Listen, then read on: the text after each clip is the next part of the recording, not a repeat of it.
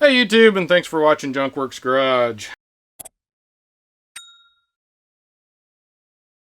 Well, you may or may not have seen my old, I think it was old versus new shop-vac, where I have a shop-vac that's older than me that's still working.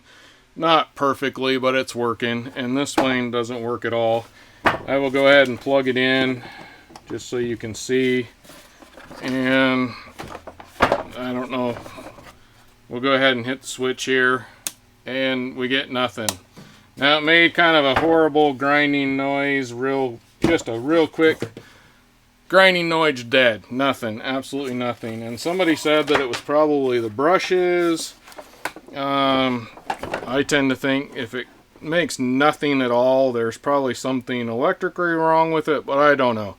I'm going to go ahead and pull it apart, because why not? I've done a lot of videos on scrapping, so I figure this will be kind of a scrap slash, hopefully we can maybe fix it for another day, otherwise it needs torn apart anyway.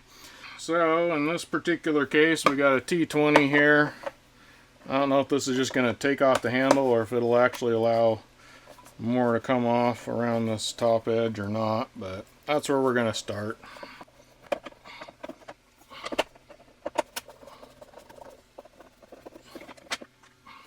And there's a handle that allows this top part to come off here. So I'm going to go ahead, there's a few more down here we're going to pull off. Pretty same size.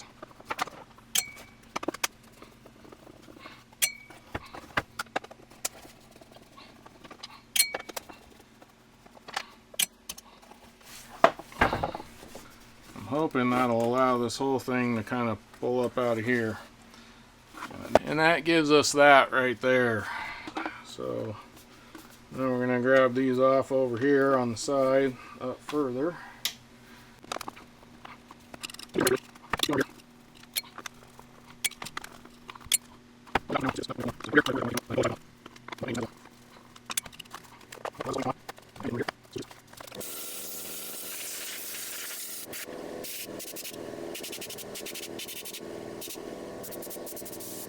I got it kind of blown off here. I'm going to take some contact cleaner here and just kind of, this stuff you're supposed to be able to spray it on electronics without hurting it any.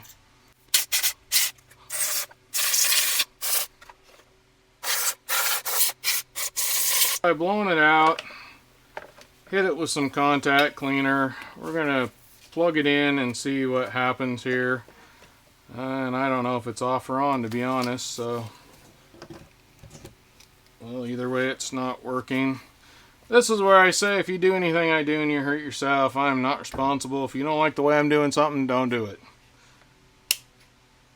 And we got nothing. I got this thing plugged in.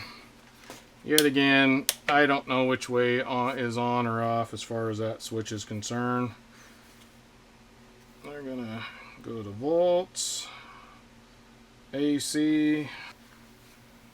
Be very careful. If you don't know what you're doing, you shouldn't be doing this, but I'm gonna go ahead, and we got a ground here, should be ground, and I'm gonna test. So we have 118 to that and nothing to that. So we got voltage there, we have no voltage there, and we got voltage here. So we have voltage here and here, no voltage here or here. Whoa! And I blew a fuse because I touched something I shouldn't have on accident. That was an oops. Technically I should probably put these on, which I may go ahead and do now that I've scorched that plenty. And these are just caps to keep you from quite going in quite so far, but they just get in the way when you're really trying to test stuff here. So basically I'm just checking the switch here to see if there's a problem with the switch. And we should be all back on. So there, and then this should be a ground. So there's 120 volts there. Nothing on the neutral, which is good. So we got 119.9 volts or 120 volts on the red one that's going down to here. So I'm going to see nothing on that one, but we should have some right there. So there's power going down into that. I'm going to flip the switch here, kind of do the same thing, make sure there's not power where there's not supposed to be power, and there's power there, which that comes directly in from the line. Okay, then we got nothing here, which means there shouldn't be anything here, here, or here. I know you probably can't see any of this, but I'm just kind of following the electricity flow, and so the switch is working. So when I flip this, that motor should be getting power, and something's not allowing it to have the power it needs to make it turn, or the motor shot, or something's going on. So we need to dig further down in there. Now that I know that switch is good, I'm going to stick this big screwdriver in here and hope I don't rip anything up.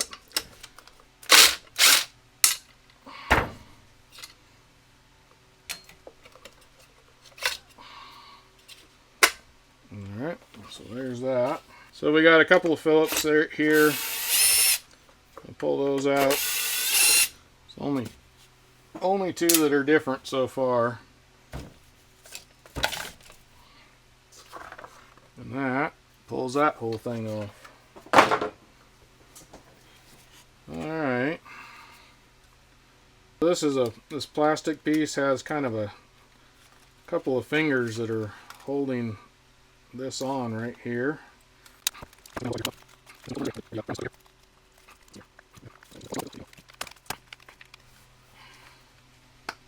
There we go. It just really has a good hold right there. Okay. So the brushes are right here and here. So it appears there's a little metal thing here that we're gonna try and bypass. There we go. Boy, I don't know if I'll be able to get that back on. It's got like a spring that rolls back and pushes them forward. Okay, that makes sense.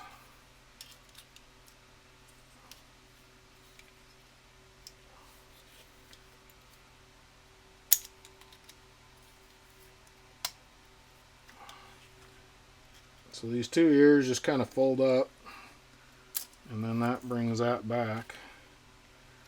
And then these wires unhook from here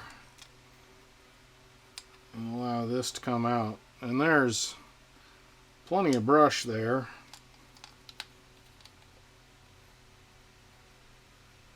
But it's definitely worn in a bit. Let's try something. I can't hurt it too much worse, considering it's not working at all, so watch your earbuds. So we got that cover on there. I'm pretty comfortable I can hold on to this and hopefully things won't fly away.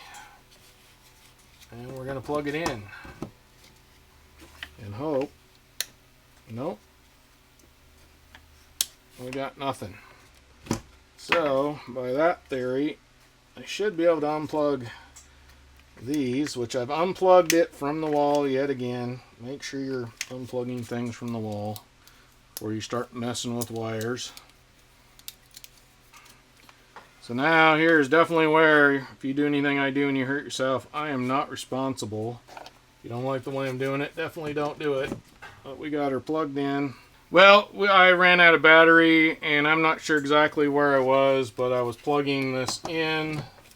I have these wires bare now, so be careful. I've actually touched this and actually ground it out a couple of times now. So be very careful. And I'm just going to touch it to here and to here. Try not to touch this body here. That's where it gets you.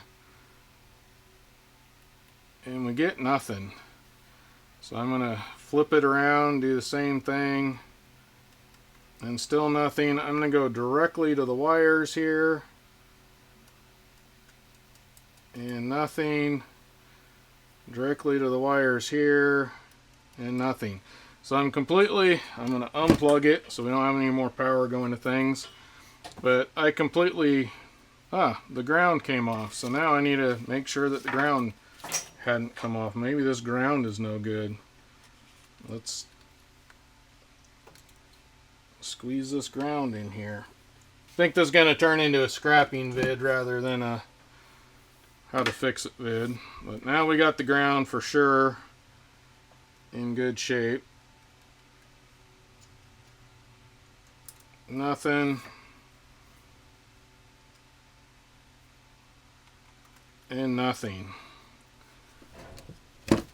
So we're bypassing everything here. I'm just going to unhook that. Now we got a nice plug-in cord here that we know power will run through. This is a real nice one. This might turn into one of my grinder cords. So there's that. Since we're turning it into a scrapping video anyways, I'm just going to pull all this off and start pulling this thing apart.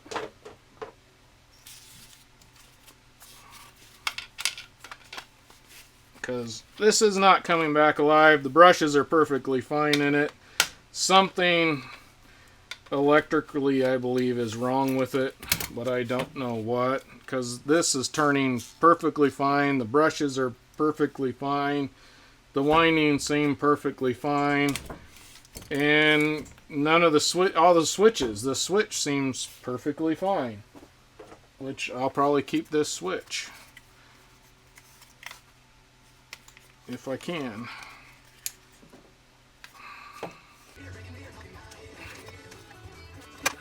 Next switch.